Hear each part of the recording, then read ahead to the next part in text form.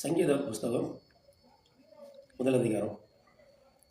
துன்மார்க்கருடைய ஆலோசனை நடவாமலும் பாவிகளுடைய வழியில் நில்லாமலும் பரியாசக்காரனிடத்தில் உட்காராமலும் இருந்து கர்த்தருடைய வேதத்தில் இரவும் பகலும் தியானமாய் இருக்கிற மனுஷன் பாக்கியவான். கர்த்தருடைய வேதத்தில் பிரியமாய் இருந்து இரவும் பகலும் அவருடைய வேதத்தை தியானிக்கிற மனுஷன் பாக்கியவான். அவன் நீர்க்கால்களின் ஓரமாய் நடப்பட்டு தன் காலத்தில் தன் கனியை தந்து இலையுதிராக இருக்கிற மரத்தை போல் இருப்பான். அவன் செய்வதெல்லாம் வாய்க்கும் என்று சொல்லப்பட்டிருக்கிறது. அப்போ கர்த்தருடைய வேதத்தில் நம்ம பிரியம் வைக்கணும்.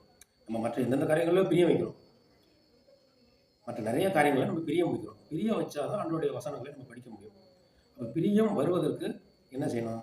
ஆண்டோடைய வசனத்தை சில நேரம் நம்ம சாப்பிட்டுருவோம். நல்லா ஆகாரம் சாப்பிட்டுட்டு நம்ம உட்காந்து படித்தோம்னா படிக்க முடியாது. அப்போ வெறும் வயிறாக இருக்கணும். நம்ம ஆகாரம் காலை வேலையில் ஆகாரம் புசிக்காமல் இருக்கணும், அல்லது லைட்டாக ஆகாரம் எடுத்துக்கணும்.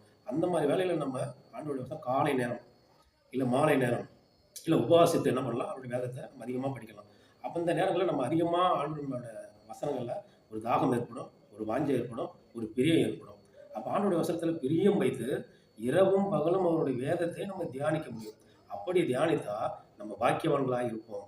அப்படி இருந்தால் நீர்க்கால்களின் ஓரமாய் தண்ணி ஓடுகிற வாய்க்கால்களின் ஓரத்தில் நடப்பட்ட வாழை மரங்கள் எப்படி செழித்து வளர்ந்து அது கனி கொடுக்க தன் காலத்திலே நம்ம வாழும் பொழுது என்ன பண்ணணும்? அது கனி கொடுத்துரும். இலை உதிராது இருக்கிற மரத்தை போல இருக்கும். அப்போ அந்த வாழை மரத்தை தான் இலை உதிராது இருக்கிற மரம் என்று சொல்லப்படுதுன்னு நினைக்கிறோம். அப்படிங்களா? இப்போ இது போல ஆண்டோடைய வசனங்களை நம்ம தியானித்து படித்தோம்னா பிரியத்தோடு எப்படி நீர்க்கால்கள் ஓரமாக நடப்பட்ட வாழை மரம் எப்படி கனி கொடுக்கிறதோ, செழுமையாக இருக்கிறதோ, சந்ததி சந்ததியாக அது பெருகி வளர்ந்து அது ஆசீர்வாதமாக இருக்கிறதோ, அது செழுமையாக இருக்கிறதோ, அது பலன் கொடுக்கிறதோ, அதே போல் நாமும் இருப்போம். ஆமென்.